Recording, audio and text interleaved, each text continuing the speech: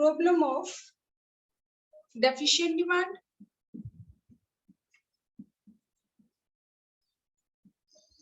and excess demand.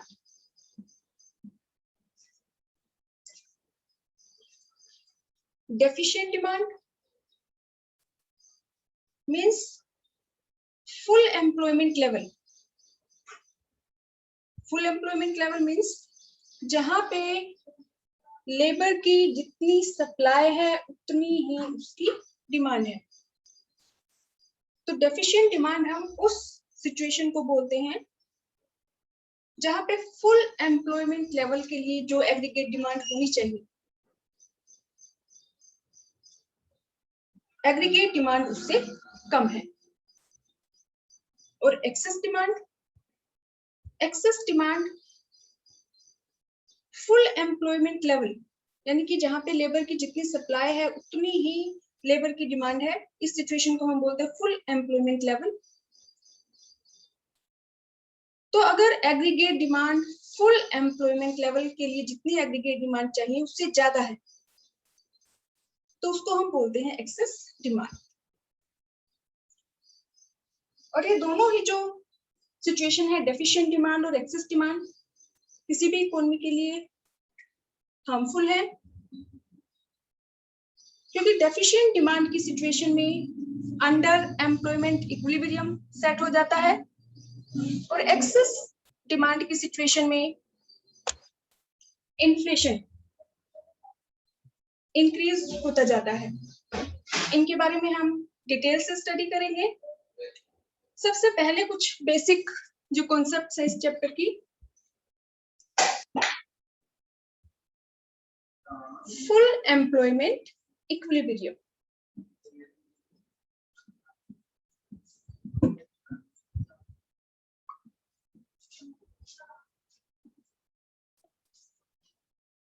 Full employment equilibrium. Equilibrium क्या है? Equilibrium हमने हमारे जो प्रीवियस हमारा चैप्टर था उसमें हमने स्टडी किया था इक्विलिब्रियम के बारे में. तो इक्विलिब्रियम क्या है? It is a situation when aggregate demand equal to aggregate supply. Equilibrium कौन सी सिचुएशन है? जहां पे एग्रीगेट सप्लाई इक्वल है एग्रीगेट डिमांड के, या फिर हम कह सकते हैं S इक्वल टू I. कि जो प्लान्ड सेविंग्स है अगर वो इक्वल है प्लान्ड इन्वेस्टमेंट के तो उसको हम क्या कहेंगे? Equilibrium. Full employment means economy में जितनी लेबर की सप्लाई है उतनी ही लेबर की डिमांड है, यानी कि इकोनॉमी में एक्सेस कैपेसिटी अवेलेबल नहीं है. According to Keynes, production, output और एम्प्लॉयमेंट में 1 to 1 का रिलेशनशिप है. तो अगर एम्प्लॉयमेंट इंक्रीज होती है तो आउटपुट भी इंक्रीज होता है. लेकिन फुल एम्प्लॉयमेंट एक ऐसी सिचुएशन है जहां पे जितनी लेबर की सप्लाई है उतनी ही लेबर की डिमांड है. तो it means there is no excess capacity available in the economy. ये एक ऐसी सिचुएशन है जिसमें अब और एक्स्ट्रा लेबर अवेलेबल नहीं है. तो फुल एम्प्लॉयमेंट लेवल के बाद अगर प्रोड्यूसर अपने प्रोडक्शन को इंक्रीज करना चाहे तो वो प्रोडक्शन को इंक्रीज नहीं कर सकता, क्योंकि इकोनॉमी में लेबर अवेलेबल नहीं है.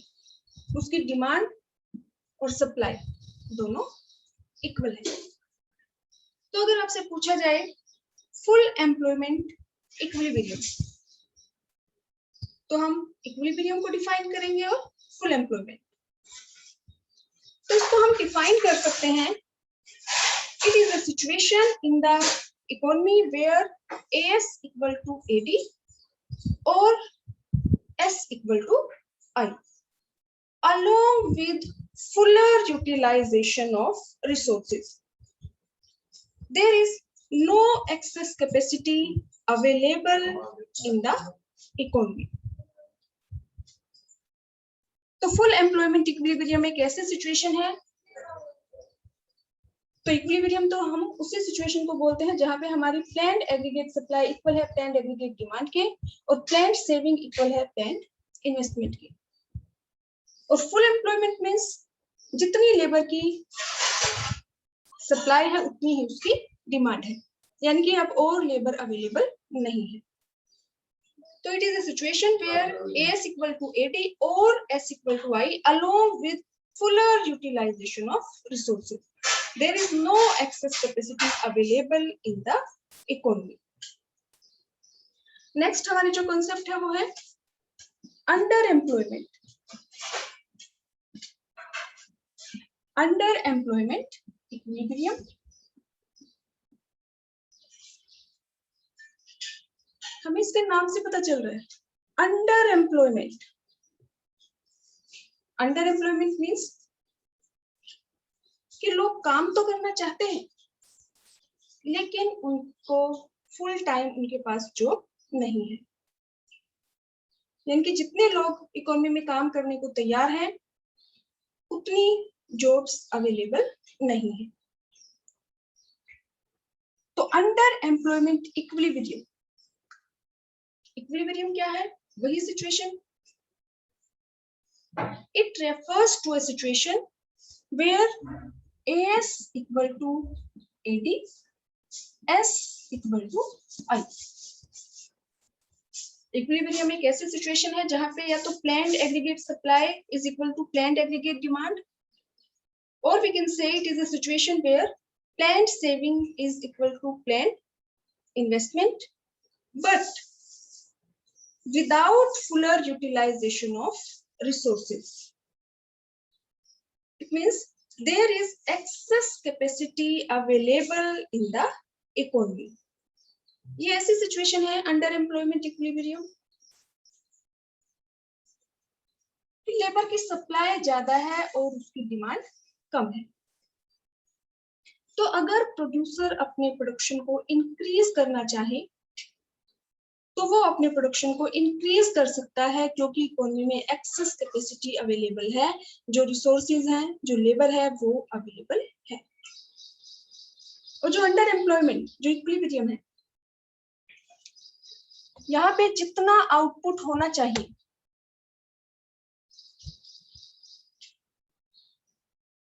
ये हमारा वाई कर्व है,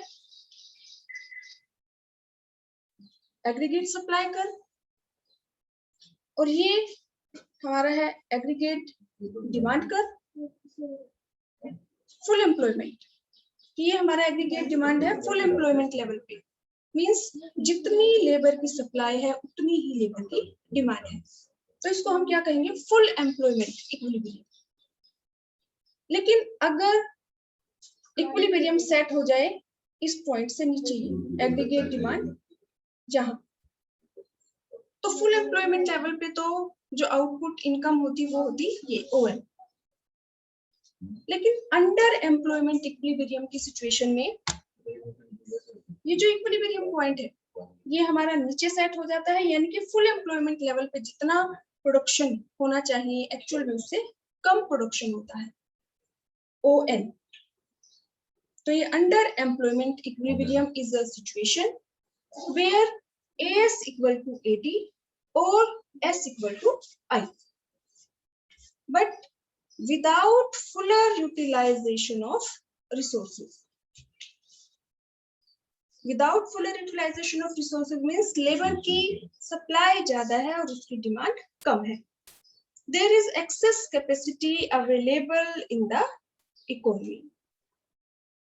यानी कि इकोनॉमी में अनएम्प्लॉयमेंट है। अगर प्रोड्यूसर अपने प्रोडक्शन को इंक्रीज करना चाहे तो वो अपने प्रोडक्शन को इंक्रीज कर सकता है क्योंकि एक्सेस कैपेसिटी अवेलेबल है।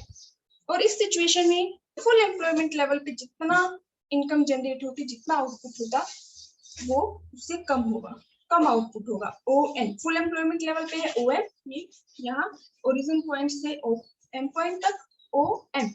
लेकिन अंडर एम्प्लॉयमेंट की सिचुएशन में जो आउटपुट है, जो इनकम है, वो कम होगी, ON।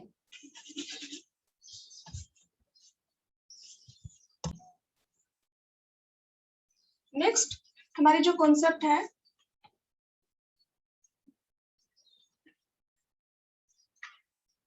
Voluntary unemployment.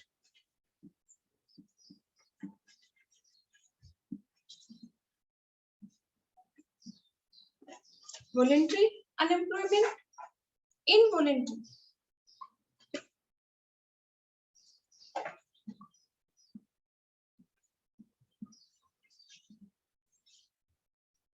Unemployment.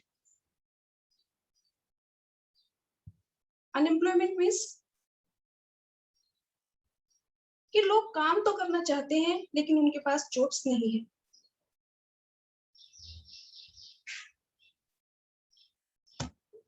Voluntary unemployment, voluntary means जानबूझ के, तो voluntary unemployment means when people are not willing to work at existing wage rate in the economy. Voluntary means economy में काम तो है, जॉब्स तो अवेलेबल है, लेकिन लोग जानबूझ के काम नहीं करना चाहते at existing wage rate. Means market में जो वेज रेट है उस रेट पे अगर जानबूझ के लोग काम ना करना चाहें तो इस सिचुएशन को हम बोलते हैं वॉलेंट्री अनएम्प्लॉयमेंट।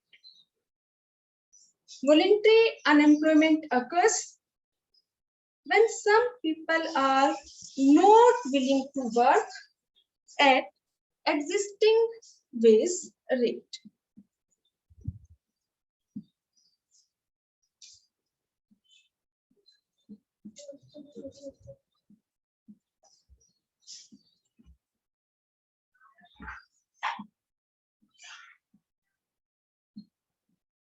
वॉलेंट्री अनएम्प्लॉयमेंट, ये 1 मार्क में आपसे पूछे जा सकते हैं। वॉलेंट्री जानबूझ के, वॉलेंट्री अनएम्प्लॉयमेंट मीन्स ये एक ऐसी सिचुएशन है इकोनॉमी में जॉब्स तो अवेलेबल है, लेकिन जो भी वेज रेट एग्जिस्ट करती है इकोनॉमी में, जो भी वेज रेट है या मार्केट में जो वेज रेट है उस पे अगर कुछ लोग काम ना करना चाहें या उस वेज रेट पे लोग काम नहीं करते तो उस सिचुएशन को हम क्या बोलते हैं? Voluntary unemployment.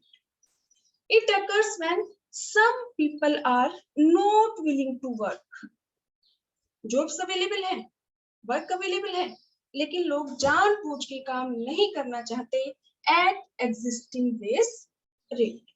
तो वो सिचुएशन क्या है? वॉलेंट्री अनएम्प्लॉयमेंट, कि काम तो है लेकिन लोग जानबूझ के काम नहीं करना चाहते जो भी वेज रेट मार्केट में अवेलेबल है उस वेज रेट पे। Involuntary, involuntary unemployment, involuntary means कि लोग काम तो करना चाहते हैं लेकिन मार्केट में जॉब्स अवेलेबल नहीं है। तो इनवॉलेंट्री अनएम्प्लॉयमेंट को हम डिफाइन कर सकते हैं when people are willing to work, when people are able to work, willing to work at existing wage rate, but they are not getting work.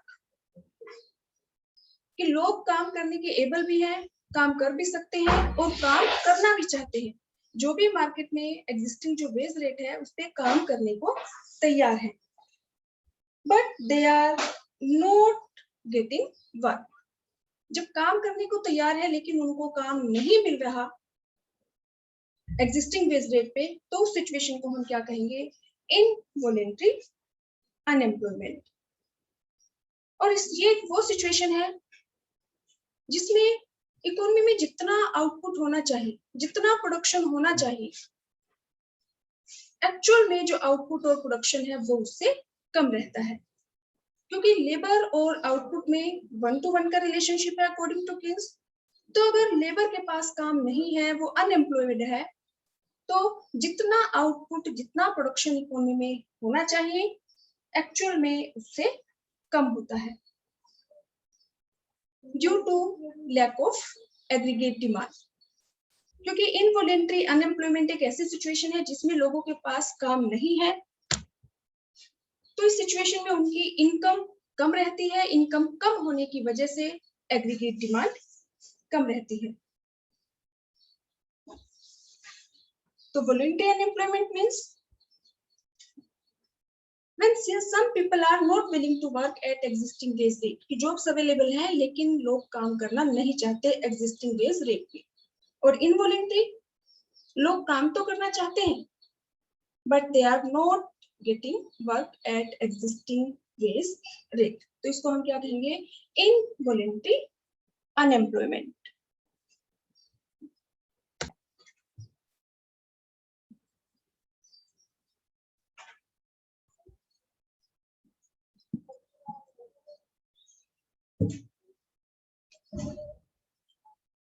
Next वाली जो कॉन्सेप्ट है वो है फुल एम्प्लॉयमेंट। फुल एम्प्लॉयमेंट, ध्यान से सुनना बेटा। एक हमने किया था फुल एम्प्लॉयमेंट इक्विलिब्रियम, तो उसमें हमने डिफाइन किया था इक्विलिब्रियम और फिर फुल एम्प्लॉयमेंट। इक्विलिब्रियम क्या है? When A is equal to AD or S equal to I along with fuller utilization of resources. Fuller utilization of resources means economy में जितनी लेबर की सप्लाई है उतनी ही उसकी डिमांड है। It means there is no excess capacity available in the economy. तो ये हमारी जो टर्म है ये हमारी है फुल एम्प्लॉयमेंट। तो इसमें हमें इक्विलिब्रियम को डिफाइन नहीं करना है। Full employment, it is the situation where supply of labor equal to demand of labor. यानी इकोनॉमी में जितनी लेबर की सप्लाई है उतनी ही लेबर की डिमांड है। There is no excess capacity available in the economy. Labor market is clear. Means ये जो फुल एम्प्लॉयमेंट की सिचुएशन है, अब अगर फुल एम्प्लॉयमेंट लेवल के बाद प्रोड्यूसर अपने प्रोडक्शन को इंक्रीज करना चाहे तो वो अपने प्रोडक्शन को इंक्रीज नहीं कर सकता क्योंकि इकोनॉमी में एक्सेस कैपेसिटी अवेलेबल नहीं है, लेबर अवेलेबल नहीं है। जितनी लेबर की सप्लाई है उतनी ही लेबर की डिमांड है। तो फुल एम्प्लॉयमेंट क्या है? It is a situation where supply of labor equal to demand of labor. There is no excess capacity available in the economy. तो अगर आपसे फुल एम्प्लॉयमेंट पूछा जाए तो सिर्फ फुल एम्प्लॉयमेंट को एक्सप्लेन करना है, और अगर फुल एम्प्लॉयमेंट इक्विलिब्रियम, तो उस सिचुएशन में हम पहले इक्विलिब्रियम को डिफाइन करेंगे और फिर फुल एम्प्लॉयमेंट। नेक्स्ट हमारा जो टॉपिक है वो हमारा है full employment doesn't mean zero unemployment.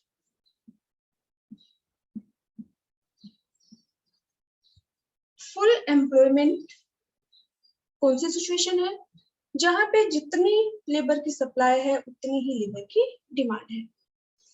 लेकिन फुल एम्प्लॉयमेंट का ये बिल्कुल मतलब नहीं है कि it doesn't mean zero unemployment. एक तरफ तो हम कह रहे हैं कि फुल एम्प्लॉयमेंट मीन्स जितनी लेबर की सप्लाई है उतनी ही लेबर की डिमांड है, लेकिन इसका ये मतलब नहीं है कि इकोनॉमी में जीरो अनएम्प्लॉयमेंट है। मीन्स फुल एम्प्लॉयमेंट लेवल पे भी कुछ परसेंट अनएम्प्लॉयमेंट एग्जिस्ट करती है, और फुल एम्प्लॉयमेंट लेवल पे जो कुछ परसेंट अनएम्प्लॉयमेंट एग्जिस्ट करती है, हर एक इकोनॉमी में अगर हम कहें कि फुल एम्प्लॉयमेंट है तो full employment doesn't mean zero unemployment. Full employment का ये मतलब नहीं है कि कोई भी लोग बेरोजगार नहीं है। फुल एम्प्लॉयमेंट लेवल पे भी कुछ परसेंट अनएम्प्लॉयमेंट एग्जिस्ट करती है और उस अनएम्प्लॉयमेंट को हम बोलते हैं नेचुरल रेट ऑफ अनएम्प्लॉयमेंट।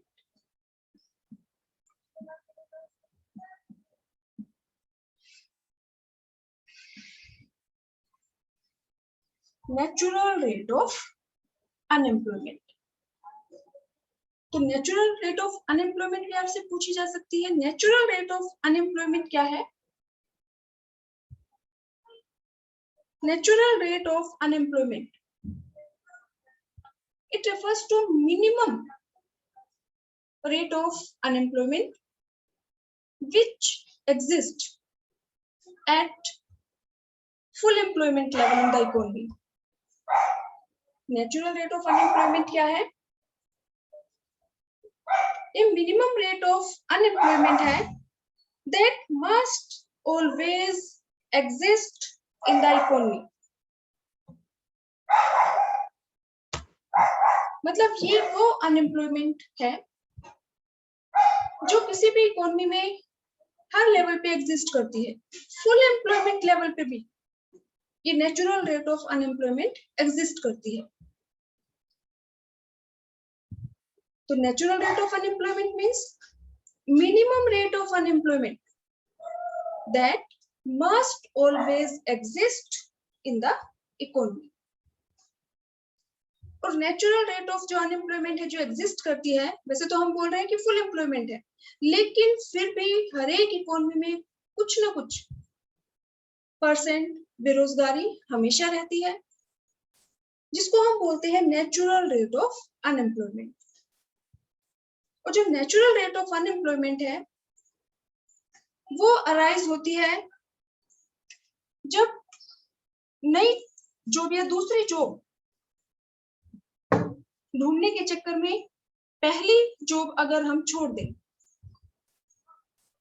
कि अगर हम कोई जॉब कर रहे हैं, अब हम दूसरी जॉब की सर्च कर रहे हैं कि हमें कोई और अच्छी जॉब मिल जाए, तो दूसरी जॉब को ढूंढने के लिए जो पहले वाली जो जॉब है अगर वो हमें छोड़नी पड़ जाए, तो जब तक हमें नई जॉब नहीं मिलती और उस टाइम हम जो बेरोजगार रहते हैं उसको हम क्या बोलते हैं? Natural rate of unemployment. या फिर हम ये कह सकते हैं कि natural rate of unemployment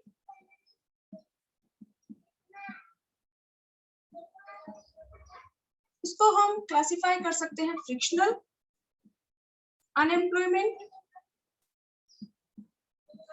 structural unemployment.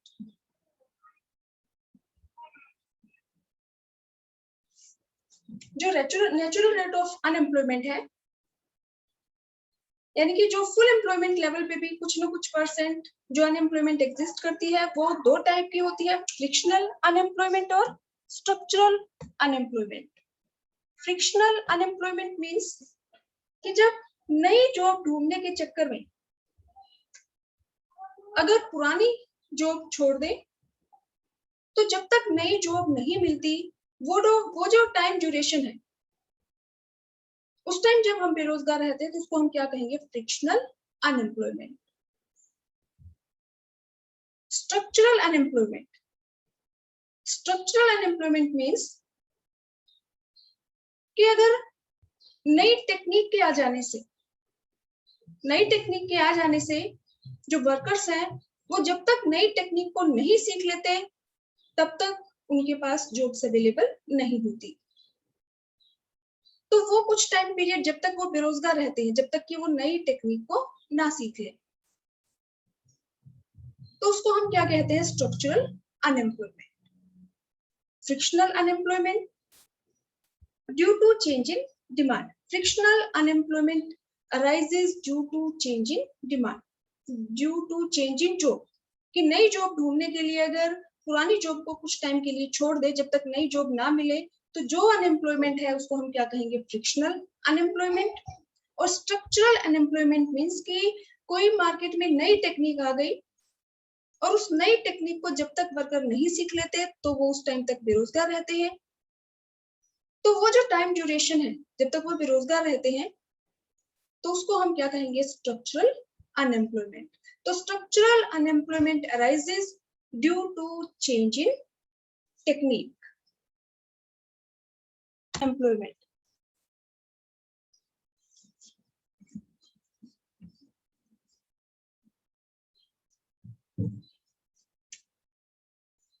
Frictional unemployment,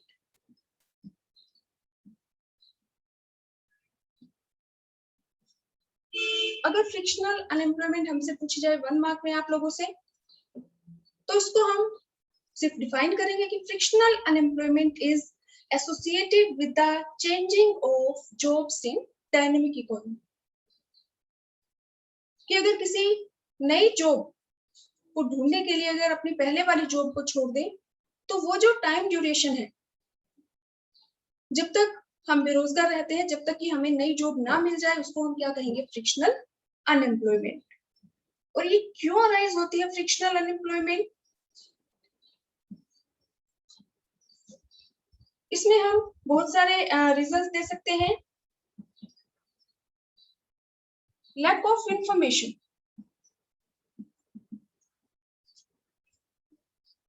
कि हमारे पास इंफॉर्मेशन नहीं है रिगार्डिंग जॉब अपॉर्चुनिटीज, कि कहाँ पे जॉब्स अवेलेबल हैं। तो कई बार जब हम नई जॉब ढूंढना चाहते हैं तो हमारे पास उससे रिलेटेड इंफॉर्मेशन नहीं होती कि जो जॉब अपॉर्चुनिटीज है वो कहाँ पे अवेलेबल है। तो इस वजह से जो हम बेरोजगार रहते हैं उसको हम क्या कहेंगे? Frictional unemployment. या सेकेंड रीजन हो सकता है शॉर्टेज ऑफ रॉ मटेरियल, कि अगर रॉ मटेरियल की शॉर्टेज है तो उस टाइम में भी जो प्रोडक्शन है वो बंद हो जाता है, क्योंकि जब रॉ मटेरियल अवेलेबल नहीं होगा तो जो प्रोडक्शन प्रोसेस है वो रुक जाती है, और उसकी वजह से अगर बेरोजगार रह जाएं कुछ टाइम पीरियड के लिए, तो उसको क्या कहेंगे? Frictional unemployment. Wear and tears of machines,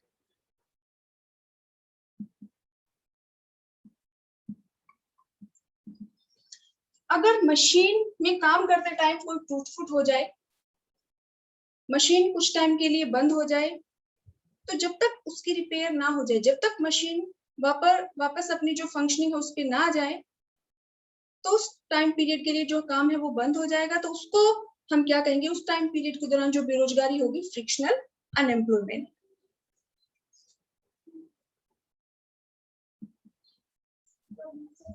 tendency of workers to move from one job to another, कि जो वर्कर्स हैं वो एक जॉब को छोड़ के नई जॉब ढूंढना शुरू कर देते हैं, तो वो जो टाइम पीरियड है जो बेरोजगार रहते हैं उसको हम क्या कहेंगे? Frictional unemployment.